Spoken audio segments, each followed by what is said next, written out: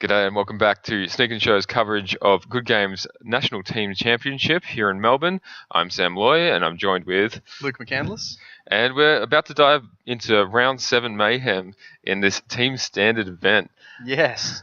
All right, so we've got a team that we've seen a couple of times already today, Team JP, with stars such as Jeremy Neiman, Dan Unwin, and I don't know the other guy, Isaac Egan. Isaac, Isaac Egan. Just a small name in the community. Yeah, and they're playing against Team Victory, I think they're called, which is Justin Neagle, Alex Victory, and Nathan Demiliadis. I apologize something in which advance. yeah, I'm sorry, I'm assuming that it is Greek. We'll go with Nathan. He's Nathan. Hi, Nathan. And anyway, we have to fill you in on something that happened at the end of the last round. The last match featured. We were unsure if one of the teams was allowed to keep playing in the tournament due to the fact that one of their players dropped.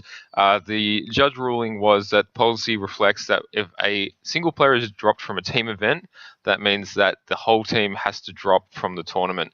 So they graciously conceded that match, which did look like they were going to win. They were actually just about to win. But because they were being forced to not play at the next round of the tournament, they graciously conceded the match and...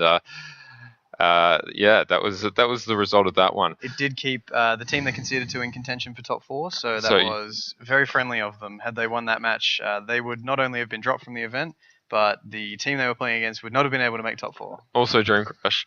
Okay, so we have Team JP on the right, leading off with a Sunset Citadel, so I'm assuming this is Jeremy Neiman that we're seeing here, versus a similarly Abzan-looking deck list.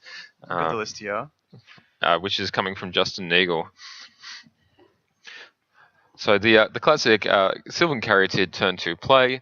Nothing really actually happens before turn 3 onwards with these decks. Especially not in this kind of mirror. No. So we see, I think it's a Brimaz in Justin's hand there, which is a bit of an interesting choice.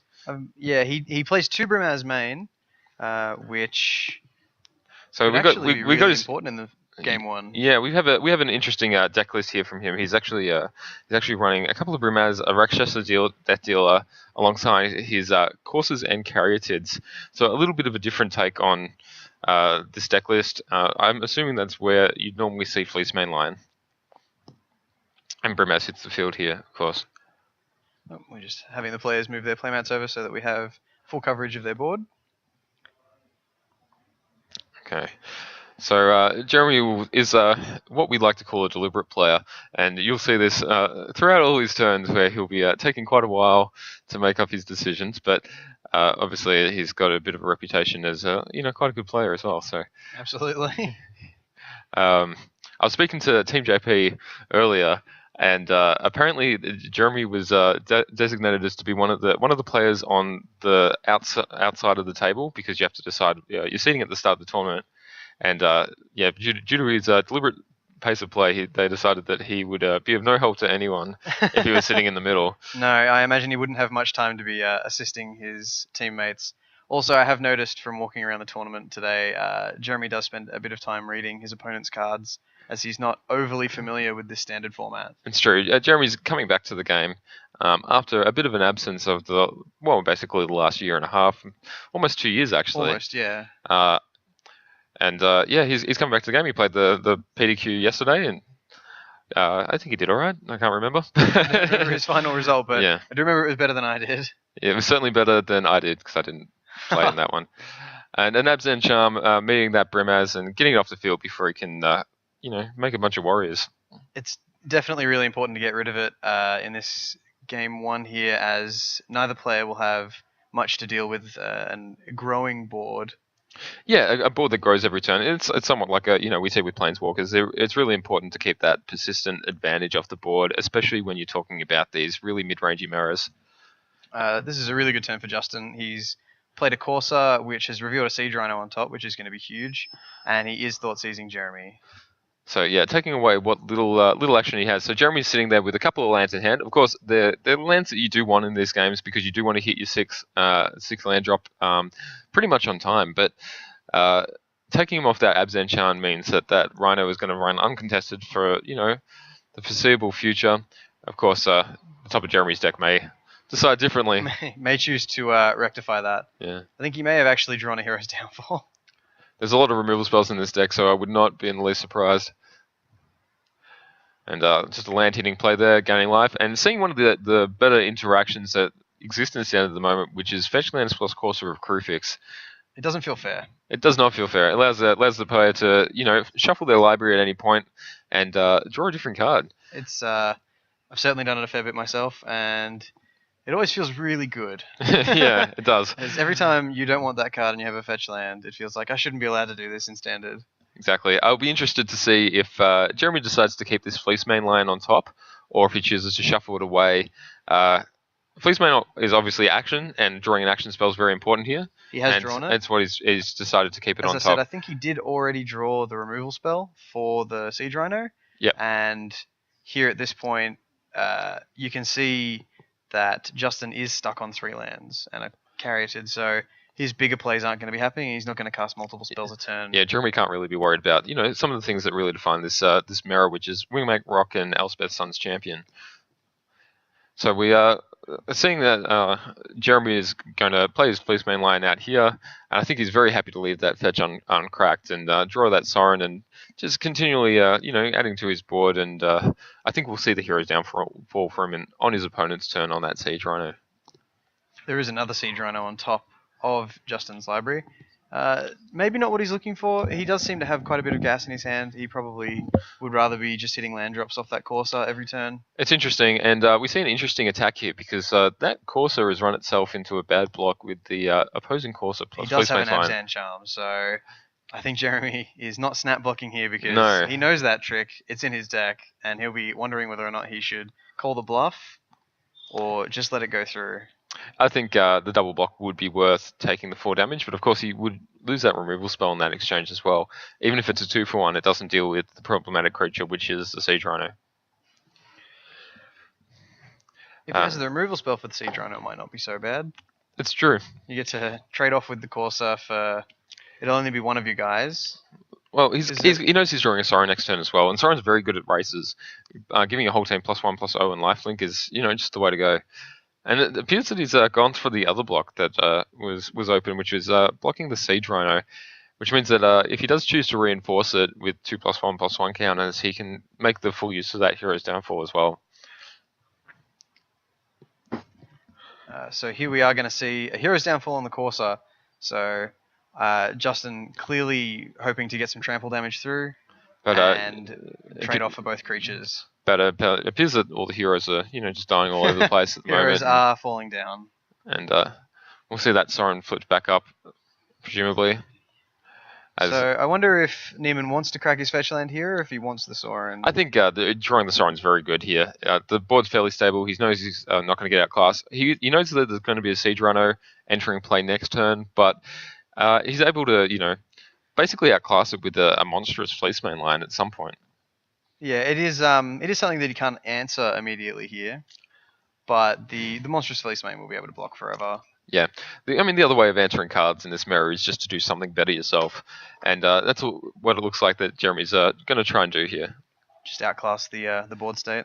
Try and outclass that Siege Rhino with a Sorin plus Fleece main line, and Sorin's a very, very good spell, and one of the reasons that this deck's able to persistently win over this format is its ability just to do multiple things in multiple different board states. It swings so many games.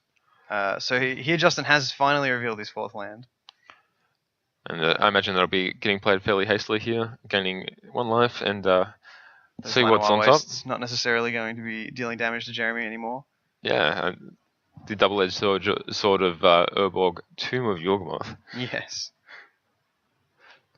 If you're Justin here, do you hold up the removal spells you have in your hand, or are you just going to slam that Rhino? It's a bit of a hard choice, right? So that Sorin's going to be a very problematic creature, and if he allows Jeremy to untap his mana, that Fleece main line is going to be completely invulnerable for the rest of the game. So he's actually got a very hard turn ahead of him, and he can't cast 2 spells because he's missed that 4th land drop for so long. So we'll see what he goes with here. Looks like a downfall. And Hero's Downfall on the Fleece main line. He knows he can't deal with it once it goes monstrous, so getting it off the board right now before he regrets it. The only other issue with this is that Sorin is only 1 turn away from being able to ultimate. And Yeah, that emblem is really backbreaking in this kind of mirror because you're not going to have more than 2 to 3 creatures at a time, and if you're going to lose one every turn, I mean the game's almost over. absolutely. So the Sorin emblem, which Sorin goes to 6 loyalty and gets to plays -6, which puts an emblem into play which says your opponents must sacrifice a creature at the beginning of each upkeep, each of their upkeeps. Each Sorry. of their upkeeps, yes. Yeah. Importantly, not every turn. And Jeremy has no, sorry. We're getting a little bit of mixed information here. Okay. So it looks like Jeremy's deciding whether he has to decide on what he's going to do this turn. I think he has an Abzan Charm in hand. I did see an Abzan Charm in his hand. I'm just going to check the text on that one. Is it 3 or greater power? It's exiles a creature with 3 or greater power, but he may be adding to the board with a vampire token instead. It was more interesting that he exiled the Fleecemane Lion, that he killed the Fleecemane Lion with the hero's downfall rather than exiling it and having the downfall for the Sorin. Sure, that's also an interaction that's worth keeping in mind. That the Abzan Charm is a very powerful card because you can draw cards with it and you can reinforce your guys and it's very flexible. But at the same time, it doesn't kill planeswalkers like a hero's downfall would.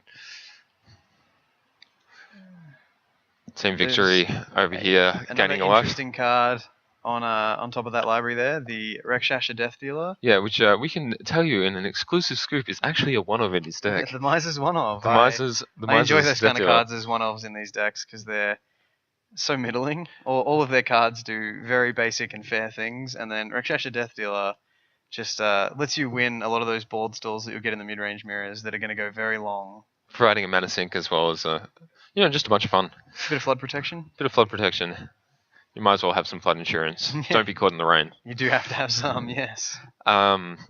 So Jeremy, we saw exile the opposing Siege Rhino on his opponent's end step there, and just continues to get advantage out of his Sorin, and adding some vampires to the board, and I imagine he'll start pumping them from here on out. There's an Utter End on top of Justin's library, so next turn I think it's safe to say that Sorin will probably go. It's still 4 mana, and if he does that, he's not going to be adding to the board. And we have an attack which is almost a bluff here. Jeremy's going to call it. He does have the Abzan Charm, however, so chooses not to use it. So chooses not to use it. It would have been. It's a big call to actually play it there, and I think that may have been too much mana. I think he may have wasted a mana there, but. You know what? It doesn't really matter I don't anyway. know if it's relevant. No, he's only got an Abzan Charm in hand. That may have been the bluff it so they call it and then pretend you don't have it sort of play. So if he makes the attack and Jeremy blocks with the Caryatid and he doesn't use the Abzan Charm, it may give Jeremy the impression he doesn't have one in hand. That's true. It could be a way to float some false information out into the game state here, and despite the fact that the correct play is to not actually use the Abzan Charm.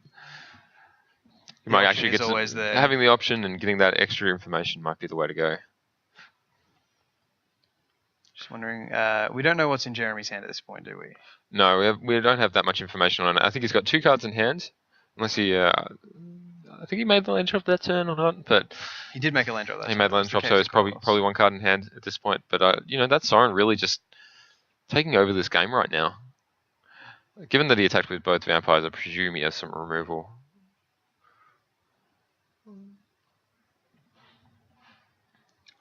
Alright, so we see Justin lining up his creatures ready to attack here. In this current board state, he can get rid of the Sorin, but he'll have to attack with all 3 creatures to do it. It's probably not that bad. I mean, he's most likely not going to lose any of the creatures if that card in Jeremy's hand isn't a removal spell. He just sort of has to take a turn off dealing damage. Yeah, sure. He does have 2 courses, so it gets pretty rough pretty quick. It does get pretty rough pretty quick. Seems like we actually might be doing some damage to Jeremy as well. I think we might have seen both courses coming at the Sorin and the Death Dealer coming at Jeremy himself. So Jeremy drawing up to 2 cards in his hand, untapping, and no Sauron on board, but it's already done a lot of work. It has done a lot of work. I'm just wondering how long until it all gets undone if Jeremy draws a few more blanks. Yeah, it's hard to know. He's actually got a 4 power in the air right now, so it's a 3-turn clock. Yep. is That Death Dealer makes the clock on the ground about the same. Yeah, so Death Dealer really can get that damage in. I mean, if they're both going to go into the land go draw blanks mid-range game, that Death Dealer could definitely race those vampires. Yeah, it's hard to say with the blocks from the Caryatid and what can come off either player's deck here. And we do know that, Justin does have an Abzan Charm as well in hand still, so. And he has an Utter End. And also an Utter End, yeah. All right. I imagine he's probably going to shuffle away this. Yes, I don't think that Temple of Plenty will stay on the top.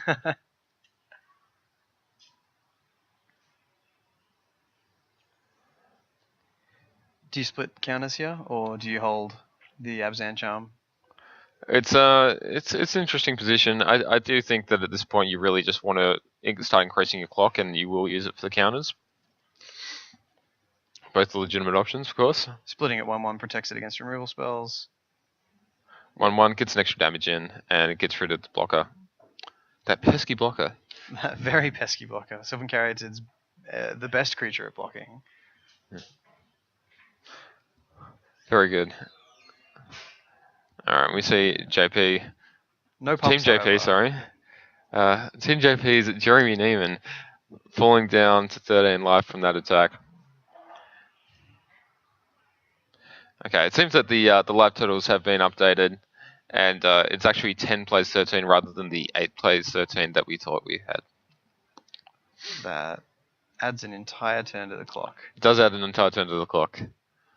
In the absence of, any pump spell or anything like that. A Thought Seize from Jeremy. And it looks like there's going to be a response, and Utter End is going to exile one of those vampires. Thought Seize, of course. Just seeing that land and not able to take it. Ooh, Wingmate And Rock. a Wingmate Rock, one of the most important cards in this matchup. Absolutely. This is definitely putting Jeremy back in this game. Yeah, so this Wingmate Rock, when Raid's triggered, which it has been because the vampires both attack this turn, allows the controller to put an additional 3/4 flyer into play, and with Justin on 8 life now, that means he's actually dead to what's in the air. So I guess it all depends on this flip. There's There's also other back options, up to 9 but here. The 2 courses are going to trigger on this forest and put him up to 9, so it's not exactly lethal in play. sure, and his Death Deal is also representing lethal, so I imagine that'll have to go blocked as well. Okay. So it'll be interesting to see that whether the Death Dealer is chump blocked here. I imagine that it pretty much has to be. Absolutely.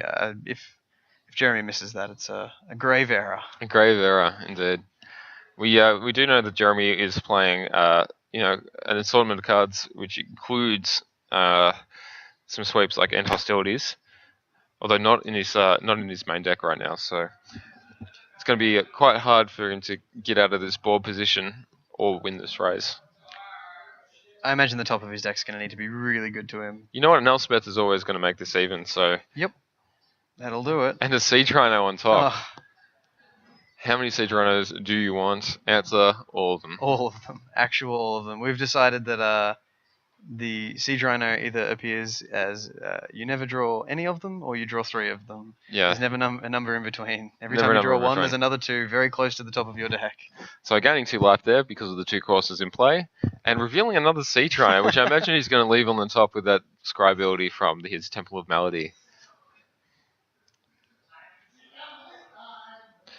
Alright. Going to attacks now. In comes the Death Dealer. Oh no? Maybe? No, Maybe not? Everything. everything. Okay. Okay. Seems correct. Time to represent lethal and start the chump blocking phase.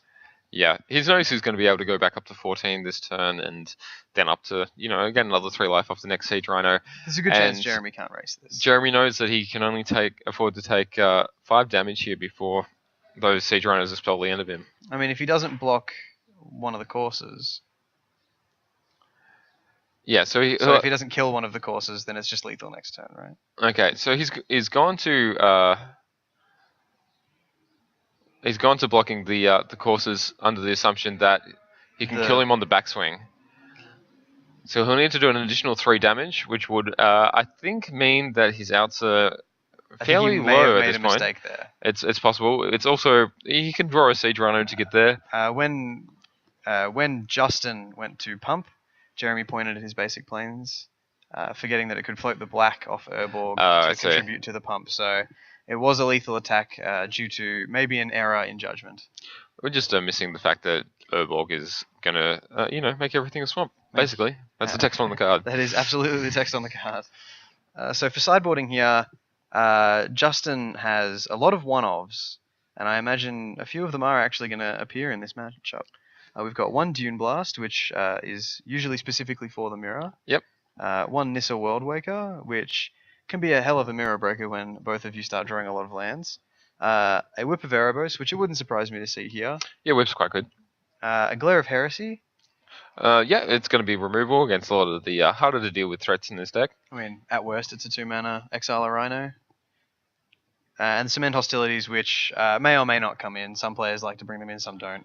And out of Jeremy, we're seeing similar things like Ajani Mentor of Heroes and Hostilities and Genesis Hydra as a mirror breaker. Genesis Hydra is very spicy. Very spicy. It seems we've gone to our next game, which is Isaac Egan on the left versus the red-green deck out of Team Victory, piloted by Alex Victory. It's a Teemo deck, according to a Teemo deck. Sorry, the deck list. You know what? To me, it just looks like Fatsu. So it's all Fatsu. It's all Fatsu to me.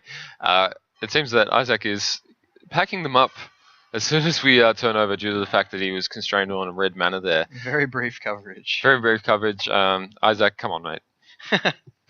At least give us something entertaining. Yeah. Tell us a story at least. Yes. All right, so they'll be going to sideboards as well. That match is not actually a mirror, despite the fact that both decks have a very aggressive and large creature-based strategy.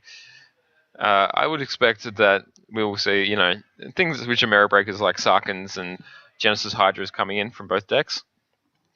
Out of the Teemo deck, I would expect to see probably Hornet Nest and Hornet Queen come into play. Hornet Nest and Hornet Queen? There is one of each in the sideboard. Wow. And then he's also got a couple of Nissas. Probably bring in some Magma Sprays against the red-green deck. It's possible they do a little bit of work there. It kills Air of the Wilds, Boon Satyr, and Rabblemaster. Yeah, that's some good targets. Arbor Colossus is also lurking in that sideboard, and it can provide insurance against Stormbrats. Against everything. That card is gigantic. Yeah. All right. So we are back to our Junk Mirror. Our Junk Mirror, yep. So the Abs and X. Based on the cards flicking about, it looks like Justin has sideboarded out his Brimazes. Interesting. So he doesn't want to have just powerful 3-drops to play, I guess. Yeah. So those Brimazes, I'm assuming, are more for the smaller creature-based matchups where you can block things like, Goblin Rabblmasters and just a variety of red and white creatures. Our third table that we don't actually have a camera on right now is our central table from both teams, captains, if you will. Yes. Daniel Unwin and Nathan Demilicus. I'm still not getting it right. Sorry again, Nathan. Just Nathan. Yes, Nathan. We apologize, Nathan. We won't get it right today, I promise. Yeah. And in that matchup, we have a blue-white-red, Jeskai deck against Dan Unwin's blue-white heroic.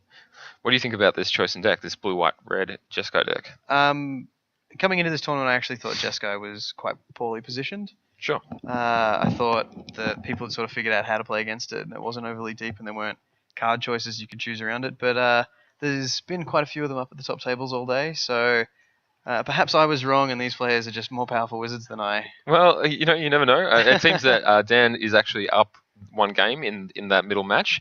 Obviously. I think the heroic deck is really good against the Jeskai deck. We've seen a bunch of the heroic deck today, and it has those draws that it's just really impossible for a deck like the Jeskai deck to interact with what it's doing. Yeah, well, I mean, the biggest thing for the heroic deck is that it struggles against matchups that can put a clock back on it, so that it has to win very quickly. And unfortunately, Jeskai's clock is also its removal. So if Jeskai wants to survive the first couple of guys they play, they can't put the clock on, and it gives the blue-white heroic deck time to draw back into its ways to win. Absolutely. Welcome back And, for about a second and back to the game back again. to the game. All right. So we have that lovely Sailor Moon, I think. I don't know. I'm not sure. some anime playmat here. Some fierce looking lady with a sword. She looks like the kind of lady you wouldn't want to pick a fight with. No. I would not be picking a fight. With but anybody with a sword, to be honest. look, to be honest, I'm a little bit of a coward, so Yeah. How can you No say? blocking warriors for you. no blocking warriors for me.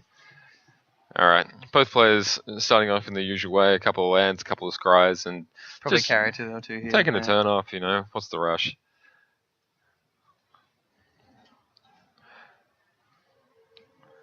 Alright.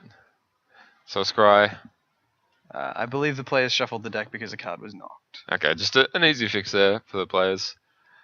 And a Windswept Heath from Jeremy. Probably see our best friend, the O3. And the O3 still been carried. Yes. It's very powerful. It's very common for players to look for a hand with that card in these decks. Yeah. I mean, obviously the best draws in this deck do revolve around having that little bit of mana ramp on turn 2 to get you to your more powerful spells and really just outclass everything else in the format. I mean, what you're trying to do with this deck is cast a Rhino on turn 3 every game. Sure. That'll win you most games. It's a very effective plan. Seems to be working in all sorts of formats.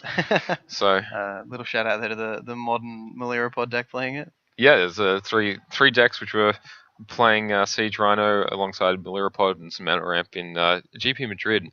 And you know what? There's nowhere that Rhino can't go these days. No, the Rhymenoceros. The Rhymenoceros, his lyrics are bottomless.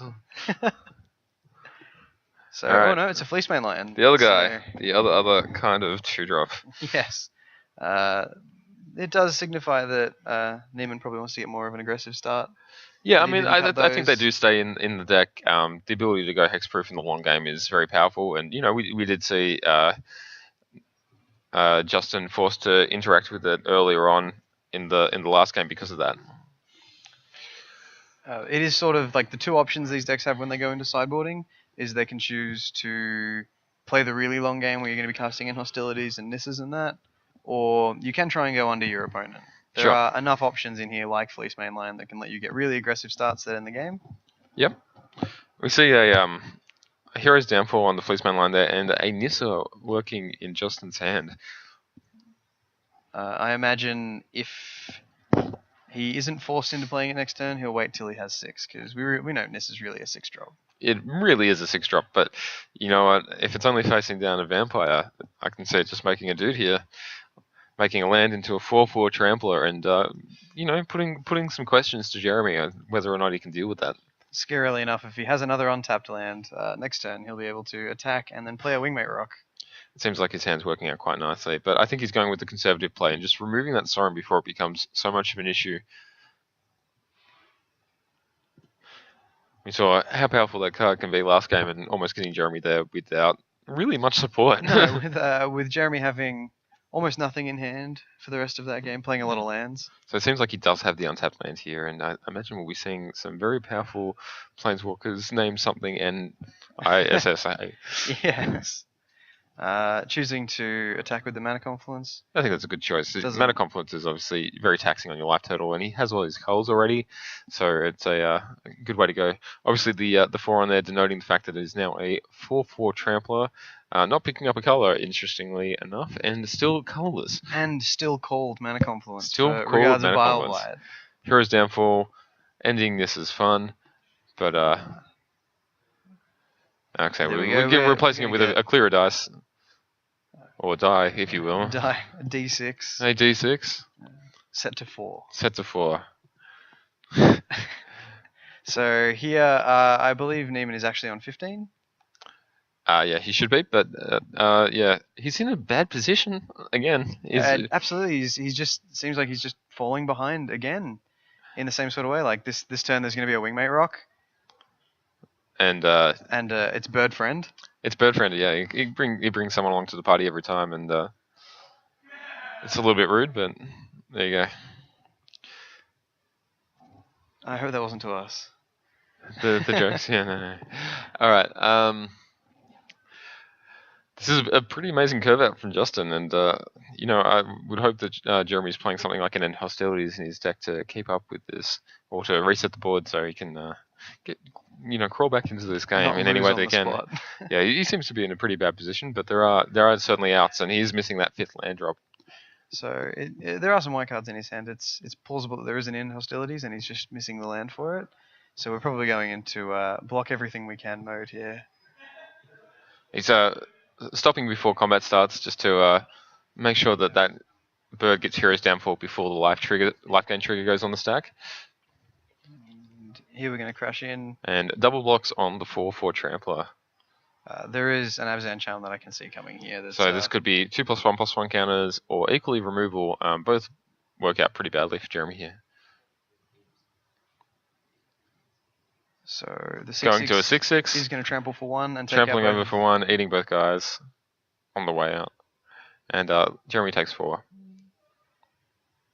So we're really looking for an End Hostilities here off an untapped mana source. And, I think that was a Temple of Silence. So did look like a Temple of Silence to me. Jeremy obviously can remove the 6/6 and still be in this, but the outs are getting less and less as we go. A Genesis Hydra for 2? No, it seems a Temple. Scry for 1 first. Temple into a Genesis Hydra for 2 might be the way to go. Scry me a river. Getting a Sylvan Caryatid. So I imagine that the most important thing there for that Sylvan Caryatid is the 3 toughness so that he doesn't immediately lose to the Mana Confluence. Yeah. The Mana Confluence on the other end of that life exchange for once. Not often that a Mana Confluence kills your opponent before you. Yeah. So Jeremy on 7 here and really looking just to chump block, and for his sake, I hope that he has an End Hostilities somewhere in his deck. Hopefully in his hand for his sake. Yeah. So here he's just going to take 3. Take 4 actually after trample, I think. And then drain for 3. So that's the 7 damage right there. And he had the 3 End Hostilities. Wow. Good games to both players. Bad luck to Jeremy Neiman, and that's our first match for this. So Team Victory takes the first victory. Team Victory takes the first victory, and aptly named as they are. They are up 1-0 in the 3 matches that we've seen so far. I believe Dan was up in the center table, was what we were told. Yep. So. All right, coming back to commentary right now. I'm Sam Moyle. This is Luke McCandless. We both know his name. It's great. Yeah. And we say it at the same time. It's kind of cute. So End Hostility is a really great card if you can cast it. If you can cast it. The interesting board wipe that they've printed for the first time in a long time, they've printed one in standard that's 5 mana cost. Yeah, it's last time they did it was Lorwyn block, if I remember correctly. Yeah, but I mean, aside from the X-Spell ones that have been in here and there, but sure, they'd normally be next. For the straight destroy all creatures, they've been a standard 4 mana cost for a long time. Yeah, so it's kind of interesting to see situations like that where the Abzan Mirror, both players have really powerful cards on each side of it, and it really just comes down to hitting your land drops and making sure you can actually just cast those things. Absolutely, the ability to curve out in that deck is really high. But as you saw there, that's the difference between a start with a Fleecemane Lion and a start with a Sylvan Caryatid. Hitting those big spells a lot earlier is crucial. Absolutely. All right.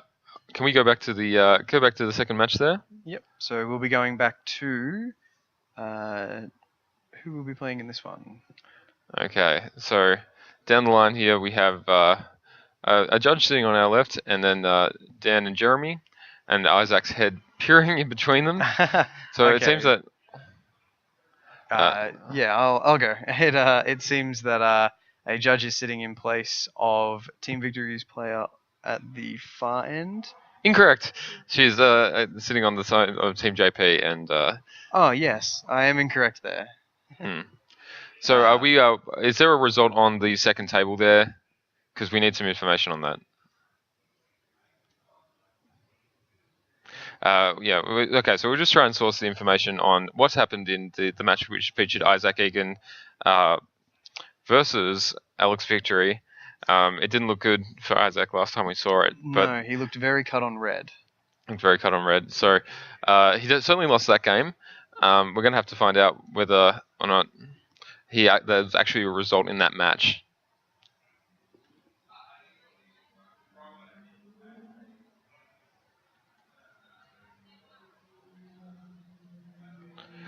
Can we find out the match result between the Isaac Egan game, please?